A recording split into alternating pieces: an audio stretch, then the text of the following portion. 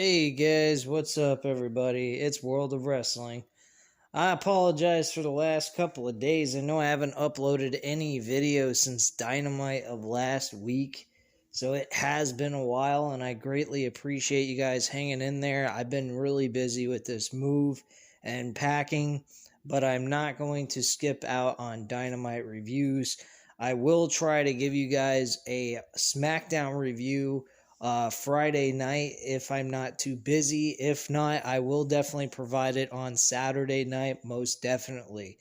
Raw, I'm going to cover tomorrow and go over that. I have not watched that episode. I heard that the Raw ratings took another dip, and man, does that really suck, because, I mean, from my friend Matt 87 Eagle, he's been telling me for the last 2 weeks they've been producing decent shows. I watched the Raw episode from last week. It was a good show. And he even said this week was a good show, and the ratings just continue to dip. I don't know how WWE's going to counter NFL football on Monday nights. It really sucks that their ratings are dipping while the shows have been good, and it kind of sucks. In the long haul, it really does. I don't know if it's the fact that just wrestling is not a very likable, product anymore. I'm guilty. I have been watching Monday Night Football games over Monday Night Raw because I have the ability to record them.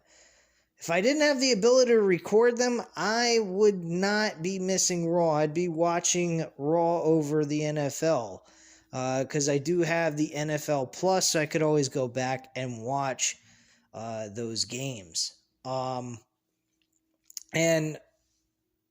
I've enjoyed watching the football over the wrestling on account of the fact I'm actually betting on the games based on the players I select from FanDuel. So that's kind of why I've been watching NFL over WWE on Monday nights. But enough about the WWE. This is about AEW. A third straight week in a row. The ratings, by the way, I have been keeping up with the ratings. The ratings continue to get better. That's terrific. I hope this got close to a 1.2 or a 1.2 or better. Because, man, this company needs some growth on the fan base on a week-to-week basis. I've been saying this. Where are the fans? We all say we love AEW. We're all big fans of AEW. Well, let's fucking show up then and support the damn company. There was something I did notice, and I think I need to go ahead online and research this before confirming this is true or not. But I do have some speculations. From what I saw, an advertisement in the left-hand corner of the TV screen as a match was going on, they were advertising that Full Gear is going to be a 2-night event. I'm not sure about this. I'm going to go ahead and research it and come back with you guys about this whole thing and discuss it on a Random Wrestling Talk episode once I move into my new place. I will be going on a hiatus again with Random Wrestling Talk. Random Wrestling Talk episode number 34 will be on the week after I move in. I'm moving into my new place on October 8th, so you guys will have a new episode taking place at that time. We'll be going live immediately after I move in. So I will be on a week vacation, but I will not be putting the Random Wrestling Talk show on hiatus at that point. So you guys will be getting a live stream from me at that time. So I believe it would be October 11th. Yeah, because the 9th is Sunday, 10th is Monday, and the 11th is Tuesday. So October 11th, we will be back going live for Random Wrestling Talk. So I will be going over that wrestling news with you guys. I may Tuesday next week go ahead and give you guys a little upload random wrestling talk episode, just going over the news and rumors of wrestling, just so that you guys can, talk amongst yourselves in the comment section, and I'll answer you back and whatnot. But I'm not going to call it random wrestling talk. I'm going to call it behind the news wrestling or something of that kind of nature, and go over some of the wrestling information I've came across and found interesting that I'd like to do my own spin on and kind of give my thoughts on that. But anyway, let's move on to AEW Dynamite Grand Slam. This was a good show. It was a good show to a certain extent. I did notice there was a lot. There was some parts in the show that was kind of sloppy. That AEW Tag Team title match was a fun match. It was good for the fact it was entertaining. But there was so many noticeable errors that took place in this match that I just was like, what the fuck? And normally, I'm not the kind of person that catches botches so easily. In this match, you could catch probably maybe 2 botches that really did not make any fucking sense. I'm going, what the hell is this? You got Keith Lee talking, I think it's to Max Caster, or it might have been Bowens. I'm not sure which one it was. He stands right next to his ear, and you can clearly see, or see his jaw moving while he's standing next to his ear, and damn well he's saying, "Hey, I'm gonna go ahead and dump you on the side of the ring." So you could definitely tell that these guys were talking to each other during the match to go ahead and do certain shit. You don't want people seeing that shit on television. The hell?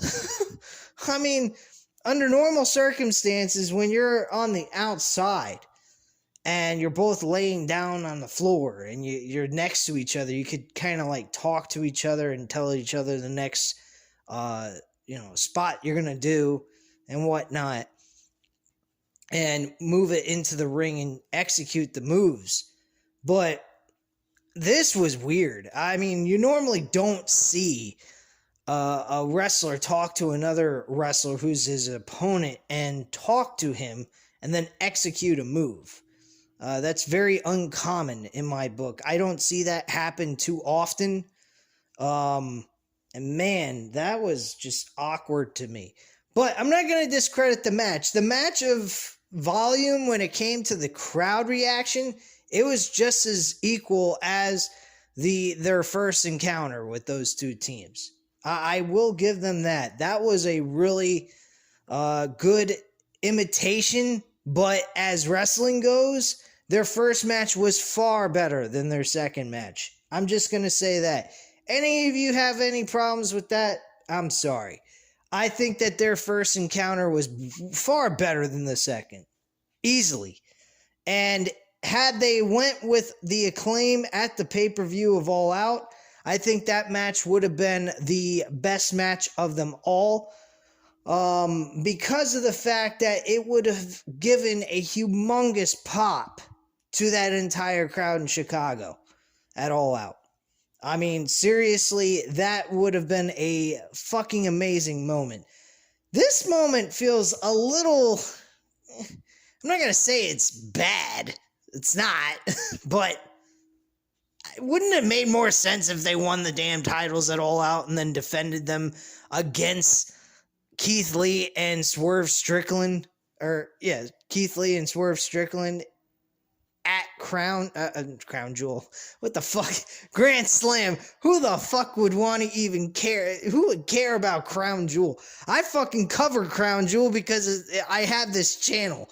But honestly, who the fuck gives a shit about Crown Jewel? Jeez Louise, I'd rather see WWE back in the UK again. That was a fucking amazing show.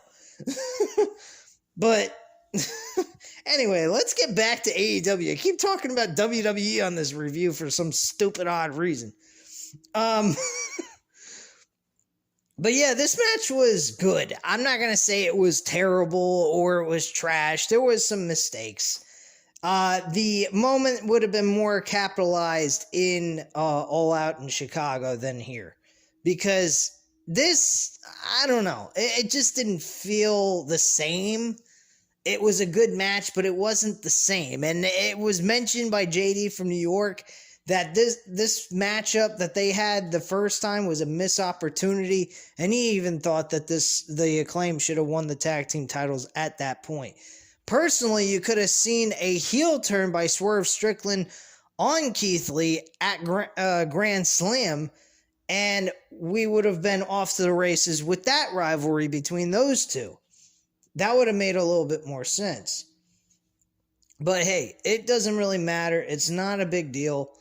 The Acclaim get the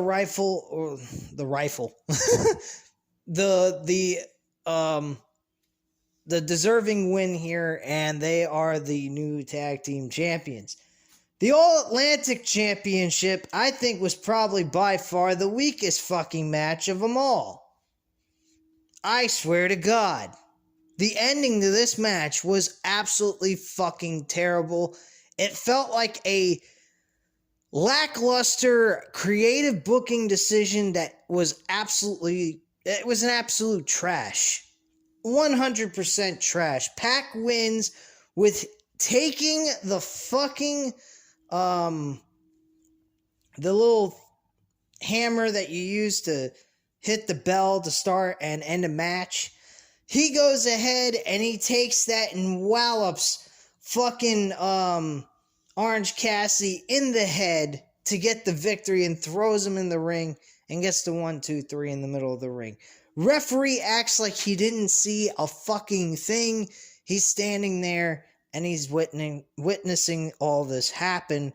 Granted, Pac was very good at hiding the weapon of choice, but still, the referee should have been a little suspicious and kind of look at some cameras to see what the fuck Pac was doing, and then restart the match if it was any dirty tactic used to win the match. That's what I would have done. And they don't utilize that. They do that in real sports. Why wouldn't they want to do that here in professional wrestling? You go ahead and you have that take place, restart the match, and that's it. And we continue where we left off. Unfortunately, that's not what happened here. He wins in a very trashy fashion, stuff you've seen in WCW and TNA. And my God, this was a fucking terrible ending to a possibly very good match. And personally, I thought Orange Cassidy should have won this match at the end of the day, because I think Orange Cassidy is well underrated in this company, and he's treated like fucking shit. Honestly, I truly believe this man deserves a lot better than what he's getting. He shows up, he's entertaining, the fans love him, he's like a fucking Diamond Dallas Page of WCW and AEW. That's basically what fucking Orange Cassidy is, in a small version of DDP. That's all he is, man. And he's fucking good at what he does. You don't think that crowd in Grand Slam would have fucking exploded for a title change with it being Orange Cassidy being the winner of that All-Atlantic Championship? Which, by the way, this is probably the second time we've seen Pac defend that fucking World Championship on national broadcast television. So, I don't understand where Tony Khan was going with this, but this ending absolutely fucking sucked. This was the one big rant you'll hear in this entire video. Some of the booking decisions were a little odd, like Jericho and Claudio for the Ring of Honor World Championship. What the fuck? Great match, no doubt. I absolutely love this opener. This opener to this show was great. But why did Claudio have to suffer a loss and lose in such a terrible fashion? Now, some people would say, and they'd have a right to defend this. I'm not going to deny that. Well, World of Wrestling, they're trying to tell a story between Jericho and Daniel Garcia. That's where they're going with this. Okay, I can buy into that. I think that is a very intellectual and smart way of defending this booking decision. I will agree with that. But Claudio was on a fucking momentum streak that was unbelievable. Now he's got no title and he's fucking beaten in a shitty ass fashion. What the hell? You know? But hey, I get it. I do understand where they're going with this. I also do believe that they gave the title to Jericho to maybe give Ring of Honor a better chance at landing a TV deal. And we'll see Jericho on Ring of Honor as well on AEW at the same time as a Ring of Honor World Champion, which is a little odd. Him winning a World Championship for a low, well, I wouldn't say low grade, but I would say a underground type wrestling promotion that Ring of Honor once was before Tony Khan picked it up. Was what it was. It was an underground wrestling promotion that was very entertaining, high-octane wrestling, and you got everything you were looking for in a wrestling promotion.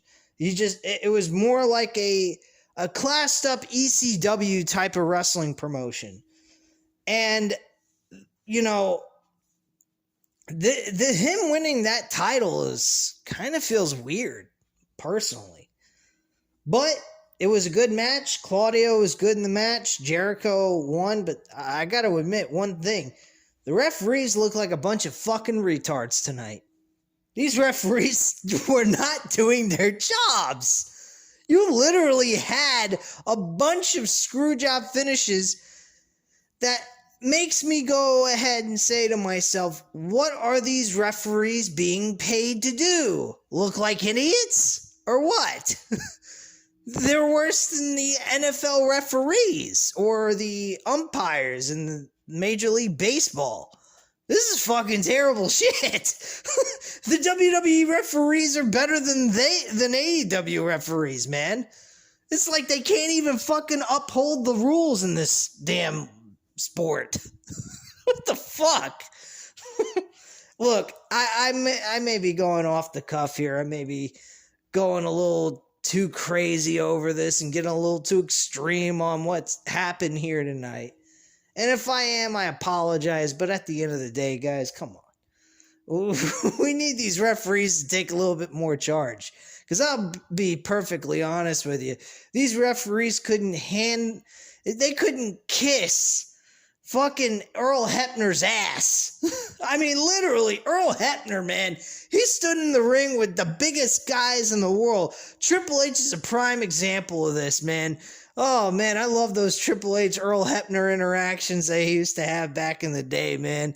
Fucking Triple H was doing something dirty. Earl Hebner would grab him by the shoulder and all kinds of shit. And he literally stopped him from doing what he's doing. And he'd even at certain points shove Triple H on his ass, which is not very believable, but I think Triple H sold that to make Earl Hebner look good, which is great by Triple H's part. But yeah, I mean, these referees are like fucking pushovers in AEW, man. These referees are like, they don't take charge of anything. They just kind of stand around. They might as well have cell phones in there. I mean, look at that tag team title match, man. Yeah, the match was fun. It was entertaining. But let's face facts. The match was nowhere near a tag team match. There was times where they were tagging in and out, but let's get real. It felt like we were watching a tornado tag team match in most cases. You don't see that happen all through the match with WWE type matches. And now you guys may all go, whoa, what happened, World of Wrestling? You switched the script on and you're favoring WWE over AEW? No, I'm not doing that. Do you see me going ahead and doing weekly reviews consistently with WWE? Even now with Triple H and Creative, you see me doing that? Of course not. I'm not. Because I still don't particularly trust this company. Well, not AEW, I'm talking about WWE. But Tony Khan, man, he needs to start taking some fucking control of his business. He may also need to consider hiring someone that's understands the wrestling business better than him to book his show and trust them to do that. Because honestly, the kid has a lot of love and heart for the wrestling business, and I appreciate that. But also, he's got to take his emotions and put it to the side. And he needs to think like a businessman and think what's best for his promotion. And what's best for his promotion is to get someone and delegate the work to a guy that knows the wrestling business better than him. Because this guy has got too much at stake within the company, and he's also way too invested with these wrestlers. He needs to find a happy medium between the way he acts now and the way Vince McMahon used to be when he worked in the in WWE. That is what he needs to do. He needs to take friendship, put it to the side, be the businessman, and do his job. And sometimes being a businessman has to involve making tough decisions. Now, on to some other stuff that took place on this show.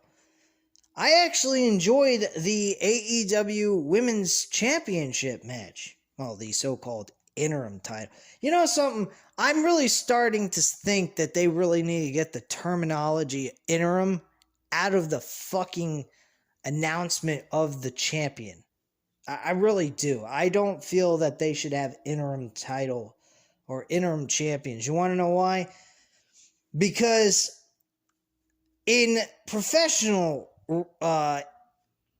sports like UFC or boxing, under normal circumstances, usually if they do an interim championship match, that interim champion does not show his face back on television to fight until the champion, the official champion who's carrying the belt, is ready to fight the interim champion at that point.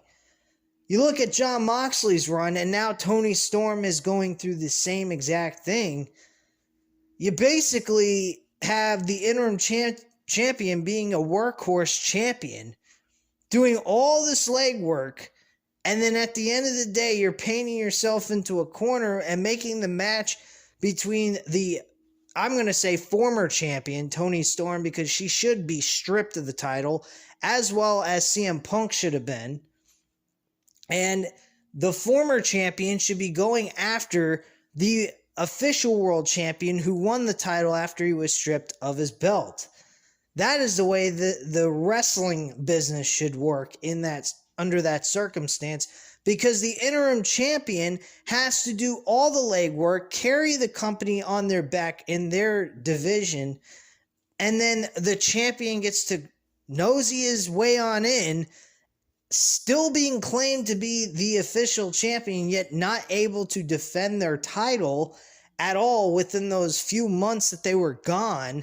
And then they automatically get a world championship match while still being the champion and get to unify the interim and official world titles, which could also lead to that interim champion doing all that legwork and to ultimately just be stripped of their belt and all the hard work they put in it, which is why everyone was defending this champion versus champion match on Dynamite idea, because they wanted him to officially be in the books as a world champion.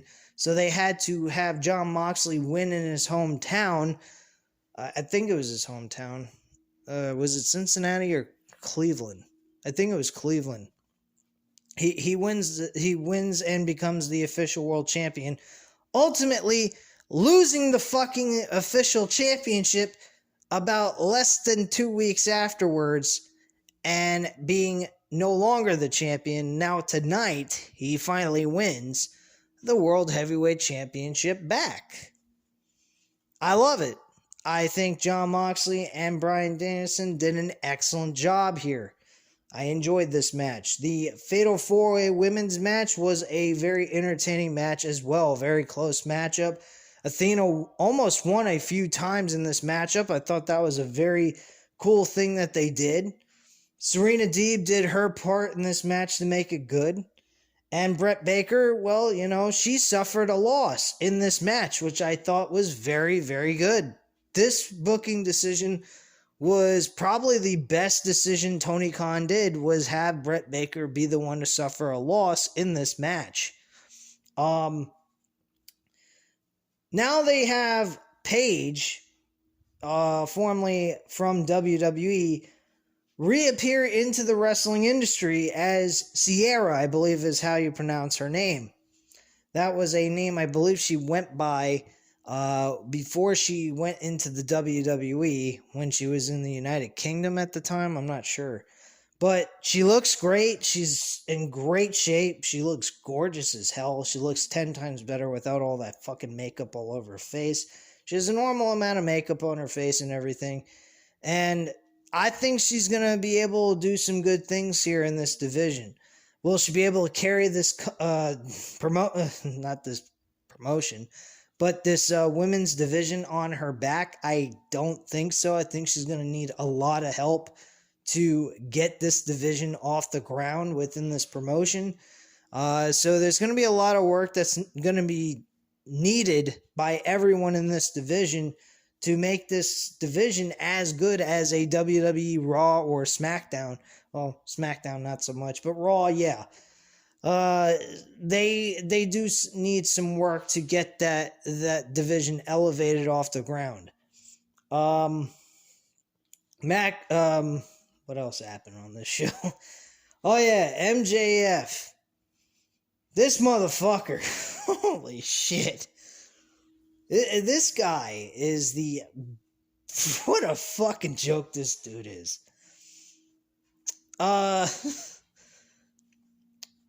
Willie Utson is being interviewed by Tony Schiavone. And Tony Schiavone is asking Willie Utson, since he is part of the Blackpool Combat Club, his thoughts on who he thinks is going to win the AEW World Title match between Bryan Danielson and Jon Moxley. He's about to answer the question, and then all of a sudden, MJF comes out of nowhere. Crowd goes fucking crazy. Why not? It's in New York, so very reasonable reason for the crowd to go nuts over this. So he goes ahead, he comes out, he's like, the devil is here, and these people, they love me. They're like my own personal devil worshippers. I'm like, what? Are you fucking serious, dude? I'm a damn Christian. I'm not going ahead and I'm not a devil worshiper. Fuck off, man. But it's all fun and good. It's just fucking, it's an act. So, I mean, I can either play along with the act, hate his guts, and do kayfabe hate towards the guy, which is always fun. I used to have a great time hating on Triple H back in the day. And this guy is literally at that point. He is like a Triple H and Miz rolled into one. Dressed like the Miz and acts like Triple H with an egotistical head problem. That is the way I view him. And this is the way Miz should have been back in the day when he first started out, and he was nowhere near this, and he still isn't near anything MJF has ever done, and he's cut some amazing promos before, and yet they have always managed to keep him down. So there's my view on that. MJF's a far better wrestler than The Miz, hands down, without question. And he's able to tell a very good story in the matchup as the match goes along. So that's another plus on MJF's wrestling ability compared to The Miz. Miz is just soft style pro wrestling. That's all that guy is. He is like trying to copycat Bryan Danielson, but can't come fucking close. That's all he is. But anyway, I digress. But yeah, so the Miz goes ahead. The Miz. Oh fuck! What the hell's wrong with me? Holy shit! Let me rephrase that. The MJF. Holy shit! I'm gonna get chewed out for saying that. Yeah, Matt, I know you're going to go ahead and chew me out, so just chew me out in the comments down below if you want. I don't give a fuck. Anyway, and I'm not editing that out. I think that was kind of funny. Anyway, MJF, he's saying his deal. He's saying, Blackpool Combat, you're part of the Blackpool something douche club or some kind of shit. I don't remember exactly. This guy fucking says shit on a dime without even thinking about it. Reminds me of what The Rock used to do back in the day. So he goes ahead and he pretty much shoots down Wheeler Yuta. He starts coming up with these insults, and then Wheeler Yuta, he comes back with a good insult, and he says, I know that you're engaged, but, I'm not going to go there. I'm not going to go ahead and stoop down to your level, because I'm better than that. But he goes ahead, and he comes, and he says, but I have met your fiance, your future wife, and I honestly believe she's a very smart, intellectual, very beautiful woman. And I truly believe eventually she's going to go ahead and, wake up and smell the roses and divorce your ass and leave you. That was pretty fucking harsh. So he went there, got a little personal. All right. So MJF, being MJF, goes personal as well and digs a little deeper into Wheeler Yuta, which is totally normal for him to do under the circumstances of what Wheeler Yuta did in this promo. So what he says is, he goes, wow, Wheeler Yuta, you actually have gotten a little bit better. You went from being completely boring, and now you're a piece of rock with some flavor, some kind of shit. I don't know. I'd have to go back and listen to the whole thing that he said, because it was hard to remember everything he said, because a lot of stuff he said was just fucking downright hilarious. But he goes ahead and he's like, but hey, you got two great wrestlers, two guys that are in the world championship match. Well, you can go ahead and get wrestling information and knowledge from a guy who's pro-injured, is pro-injury prone, and it has very few brain cells left from all the concussions he sustained, speaking of Bryan Danielson. And then you also got Jon Moxley, who is another guy, I wouldn't get any advice from him, because he's not exactly a guy that's all there anyway to begin with. So then he goes, okay, well, there is one other guy. I know who he is. His name's William Regal, and he could always tell you what's the best drugs to take or pills to take. And then Wheeler Yuta just fucking snaps, smacks him so fucking hard in the face, he accidentally gets Tony Schiavone knocked on the ground after he smacks MJF in the face, because his momentum accidentally knocked Tony Schiavone on the ground.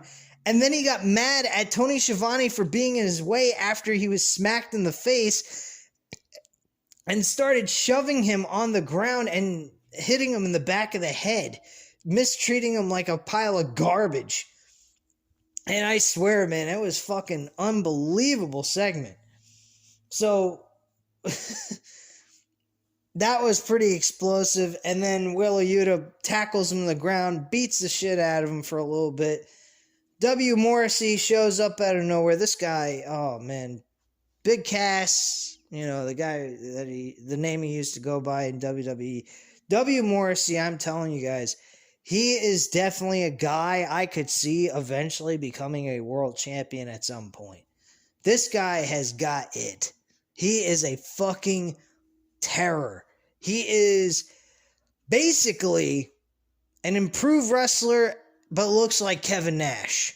He's a monster of a man. And he's a guy that will produce a good match with someone and give us something to remember. Because I think this guy has got it. He's got a personality. They haven't let him have that personality yet on AEW like they did in Impact Wrestling, which I don't know why. But yeah, W. Morrissey is a guy that give him the opportunity, he will shine and give you what you're looking for. And he's more believable as a face than a heel. He's good as a heel. I'm not going to deny him of that because of his stature and how strong of a man he is. So it is believable to go off as a heel, but he's also good as a face. I've seen him in Impact Wrestling as a face. He's pretty damn good. Especially with him embracing his Christianity and everything on the show, it definitely helps out with his face run. So I think that's kind of cool as well. So personally, I think that W. Morrissey's got a lot to offer to this business, especially to AEW. And he's a new face that nobody is really used to, except for when he was a tag team wrestler in 2015 or 14, whenever he started in WWE with Enzo Amore. Other than that, the world doesn't really know much about W. Morrissey, so he's technically still kind of a new face in the wrestling business. And one other thing I forgot to mention was the segment with the FTR and the Ass Boys, or the Gun Club. So basically FTR was asked about the AEW tag team title change with the Acclaim winning the belts. And they were about to answer, and the Ass Boys, the Gun Club, they show up and they go ahead and they're like, oh, what's the matter? You all upset because you're losing your momentum? And they're cutting into the whole news and rumors that have been taking place about their dislikement of how they've been used on television and so forth. So they kind of dug into that. And they said, or is it maybe you guys are jealous of us because we happen to be younger than you, better looking than you, and we are just as good as you in the ring. So Top Gun's out. I'm like, whoa, that was a nice little catchphrase. They're ripping off the fucking title of the movie Top Gun. I thought that was pretty cool. But yeah, I can imagine this would be a nice little rivalry to put together between the Gun Club and FTR. Maybe have them defend the Ring of Honor tag team titles and have them retain the titles against the Gun Club. Giving the Gun Club an opportunity to maybe show some effort in a title match that really doesn't have a division yet. Technically, they don't have a ranking system for Ring of Honor yet. So to do this, it wouldn't be that big of a deal. It would make logical sense anyway. So yeah, my opinion is I think that would probably be a good thing to do to give the Gun Club an opportunity to see how well they would perform under a title opportunity with the tag team of FTR. I think they would produce a great match with those guys. And it would help elevate the Gun Club into a better light than what they are right now.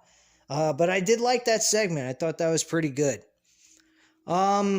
Everything else on the show, I mean, it was a pretty good show. I know I didn't do the entire match card in order, but I know I covered every single match that took place on the show. And I think that this show was a solid one. I think they gave a good performance in most aspects of the show. There was some that was a little bit of a letdown, especially that All-Atlantic Championship match with Pac. I don't know what the fuck's going on with him. Seems like he's turning heel in a way. I don't know what that means for the rest of the Death Triangle. I guess they're going to turn heel as well with the Lucha Brothers. So, with all that being said, not much more else to say. I think the tag team title match was good for the crowd reaction and everything else. but there was some, issues in that matchup, but nothing to be ashamed of. I think it was a good match nonetheless. And everything else on this show was downright fucking good. Honestly, I don't really have all that much complaints. The women's championship match, once again, was a good match. It did not stink up the joint. The fans were into it. I was definitely into it. I think there was a lot of near pinfalls that I thought was awesome. Athena was great in that match. She really shined in that matchup. More than anybody, honestly. I think Athena was the best one in the whole match. Serena Deeb, she performed at a level she always performs at. Full wrestling all go. So she did what she needed to do in her portion of the matchup.